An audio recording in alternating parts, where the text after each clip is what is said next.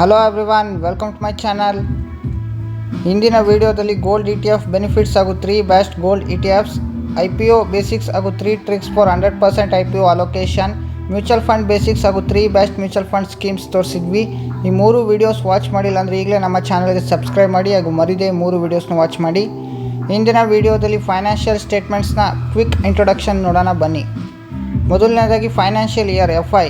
ನಮ್ಮ ನಿಮ್ಮಂಥ ನಾರ್ಮಲ್ ಪರ್ಸನ್ಸ್ಗೆ ಒಂದು ವರ್ಷ ಸ್ಟಾರ್ಟ್ ಆಗೋದು ಜನವರಿ 1ರಿಂದ ಹಾಗೂ ಎಂಡ್ ಆಗೋದು ಡಿಸೆಂಬರ್ 31ಕ್ಕೆ.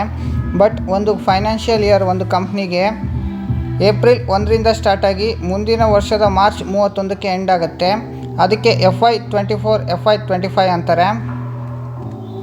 Financial quarters. ಒಂದು ಕಂಪ್ನಿಗೆ 4 ಫೈನಾನ್ಷಿಯಲ್ ಕ್ವಾರ್ಟರ್ಸ್ ಬರುತ್ತೆ ಒಂದು ವರ್ಷಕ್ಕೆ.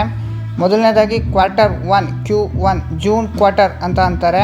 ಇದು ಏಪ್ರಿಲ್ 1ಕ್ಕೆ ಸ್ಟಾರ್ಟ್ ಆಗಿ ಜೂನ್ 30ಕ್ಕೆ ಎಂಡ್ ಆಗುತ್ತೆ. ಎರಡನೇ ಕ್ವಾರ್ಟರ್ Q2 ಸೆಪ್ಟೆಂಬರ್ ಕ್ವಾರ್ಟರ್ ಅಂತ ಅಂತಾರೆ. ಇದು ಜುಲೈ 1ಕ್ಕೆ ಸ್ಟಾರ್ಟ್ ಆಗಿ ಸೆಪ್ಟೆಂಬರ್ 30ಕ್ಕೆ ಎಂಡ್ ಆಗುತ್ತೆ. ಮೂರನೇದಾಗಿ ಕ್ವಾರ್ಟರ್ 3 Q3 ಡಿಸೆಂಬರ್ ಕ್ವಾರ್ಟರ್ಸ್ ಅಂತಾರೆ. ಇದು ಅಕ್ಟೋಬರ್ 1ಕ್ಕೆ ಸ್ಟಾರ್ಟ್ ಆಗಿ ಡಿಸೆಂಬರ್ 31ಕ್ಕೆ ಎಂಡ್ ಆಗುತ್ತೆ. ಕೊನೆಯದಾಗಿ ಕ್ವಾರ್ಟರ್ 4 Q4 ಮಾರ್ಚ್ ಕ್ವಾರ್ಟರ್ ಅಂತಾರೆ.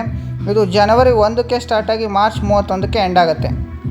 Types of financial statements. ಮೊದಲನೇದಾಗಿ ಬ್ಯಾಲೆನ್ಸ್ ಶೀಟ್, ಎರಡನೇದಾಗಿ ಇನ್ಕಮ್ ಸ್ಟೇಟ್ಮೆಂಟ್. ಇನ್ಕಮ್ ಸ್ಟೇಟ್ಮೆಂಟಲ್ಲಿ profit and loss statement, quarterly profit and loss statement. ಮೂರನೇದಾಗಿ ಕ್ಯಾಶ್ ಫ್ಲೋ ಸ್ಟೇಟ್ಮೆಂಟ್, ಅದರ್ಸಲ್ಲಿ ಶೇರ್ ಹೋಲ್ಡಿಂಗ್ ಪ್ಯಾಟ್ರನ್ ಹಾಗೂ ಆ್ಯನ್ಯುಯಲ್ ರಿಪೋರ್ಟ್.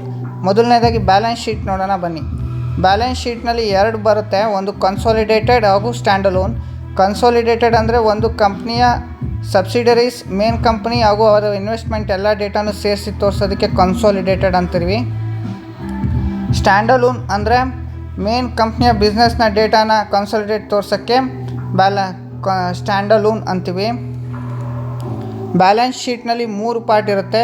ಒಂದು ಶೇರ್ ಹೋಲ್ಡರ್ ಈಕ್ವಿಟಿ, ಲಯಬಿಲಿಟೀಸ್ ಹಾಗೂ assets. Shareholder ಈಕ್ವಿಟಿಲಿ reserves ಹಾಗೂ ಸರ್ಪ್ಲಸ್ ಬರುತ್ತೆ. ಲಯಬಿಲಿಟೀಸಲ್ಲಿ current liabilities, non current liabilities ಹಾಗೂ ಟೋಟಲ್ ಲಯಬಿಲಿಟೀಸ್. ಅಸೆಟ್ಸಲ್ಲಿ current assets, non current assets ಹಾಗೂ ಟೋಟಲ್ ಅಸೆಟ್ಸ್ ಬರುತ್ತೆ. ಎರಡನೆಯ statement profit and loss statement. ಇದರಲ್ಲೂ ಕನ್ಸಾಲಿಡೇಟೆಡ್ ಹಾಗೂ ಸ್ಟ್ಯಾಂಡಲೋನ್ ಸಿಗುತ್ತೆ. ಪ್ರಾಫಿಟ್ ಆ್ಯಂಡ್ ಲಾಸ್ ಸ್ಟೇಟ್ಮೆಂಟಲ್ಲಿ ಮೇನಾಗಿ ಸೇಲ್ಸ್ ಅಥವಾ ರೆವೆನ್ಯೂ, ಎಕ್ಸ್ಪೆನ್ಸ್ ಹಾಗೂ ನೆಟ್ ಪ್ರಾಫಿಟ್ ಆ್ಯಂಡ್ ಲಾಸ್. ಸೇಲ್ಸ್ನ ಟಾಪ್ ಲೈನ್ ಅಂತಲೂ ಅಂತಾರೆ ಹಾಗೂ ನೆಟ್ ಪ್ರಾಫಿಟ್ ಆ್ಯಂಡ್ ಲಾಸ್ನ ಬಾಟಮ್ ಲೈನ್ ಅಂತಲೂ ಅಂತಾರೆ. ಮೂರನೇದು ಕ್ವಾರ್ಟರ್ಲಿ ರಿಸಲ್ಟ್ಸ್. ಇದರಲ್ಲೂ ಸ್ಟ್ಯಾಂಡಲೋನ್ ಹಾಗೂ ಕನ್ಸಾಲಿಡೇಟೆಡ್ ಡೇಟಾ ಸಿಗುತ್ತೆ. ಇದರಲ್ಲೂ ಮೇನ್ ಸೇಲ್ಸ್, ಎಕ್ಸ್ಪೆನ್ಸ್ ಹಾಗೂ ನೆಟ್ ಪ್ರಾಫಿಟ್ ಆ್ಯಂಡ್ ಲಾಸ್. ಸೇಲ್ಸ್ನ ಟಾಪ್ ಲೈನ್ ಅಂತಾರೆ, ನೆಟ್ ಪ್ರಾಫಿಟ್ ಆ್ಯಂಡ್ ಲಾಸ್ನ ಬಾಟಮ್ ಲೈನ್ ಅಂತಾರೆ. ಬಟ್ ಇದರ ಡೇಟಾ 3 ತಿಂಗಳಿಗೆ ಮಾತ್ರ. ನಾಲ್ಕನೆಯ ಸ್ಟೇಟ್ಮೆಂಟ್ ಕ್ಯಾಶ್ ಫ್ಲೋ ಸ್ಟೇಟ್ಮೆಂಟ್.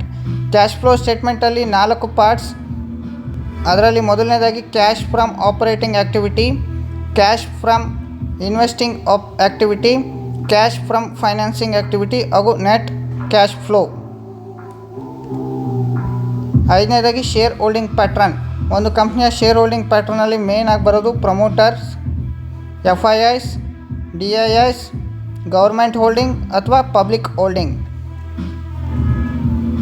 ನನ್ನ ನೆಕ್ಸ್ಟ್ ವಿಡಿಯೋದಲ್ಲಿ ಬ್ಯಾಲೆನ್ಸ್ ಶೀಟ್ನ complete analysis with key ratios ಆದ debt to equity, current ratio, inventory turnover ರೇಷಿಯೋನ ತೋರಿಸ್ತೀನಿ. ಮರಿದೇ ನೆಕ್ಸ್ಟ್ ವಿಡಿಯೋನ ವಾಚ್ ಮಾಡಿ. Thank you for watching this video. Video ಇಷ್ಟ ಆದರೆ ನಮ್ಮ ಯೂಟ್ಯೂಬ್ ಚಾನಲ್ಗೆ ಸಬ್ಸ್ಕ್ರೈಬ್ ಮಾಡಿ.